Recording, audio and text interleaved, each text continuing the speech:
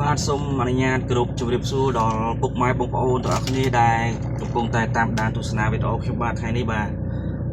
ខ្ញុំបាទបើកប្លានមកតាមបណ្ដោយផ្លូវផ្សារបាយចានបងប្អូនយើងចេញទៅផ្លូវជាតិលេខ4ណាបាទ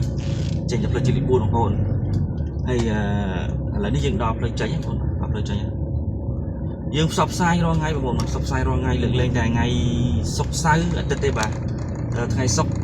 ហើយនឹងសៅរ៍យើងចតឡានបាទចតឡានតាមផ្សារទំនើបនាទៅហើយថ្ងៃអាទិត្យគឺយើងសម្រាប់បងប្អូនថ្ងៃអាទិត្យគឺសម្រាប់ហើយបងប្អូនមើលបាទតាមបណ្ដោយផ្លូវនេះគឺមានបងពូ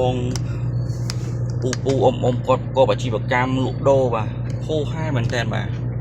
ហើយជាពិសេសនោះគឺมันមានការកកស្ទះទេបងប្អូនថ្ងៃនេះបាទស្លាស់ល្អមែនតើព្រោះថ្ងៃនេះជាថ្ងៃបុណ្យបាទថ្ងៃបុណ្យទិវាខួបលើកទី13បាទអញ្ចឹងទីវីខូបនេះគឺយើងសម្រាប់កម្មការនីខ្លះទៅគាត់សម្រាប់ទៅរោងចក្រខ្លះក៏ធ្វើការសងអីចឹងទៅបាទហើយសម្រាប់រដ្ឋការងាររដ្ឋគឺ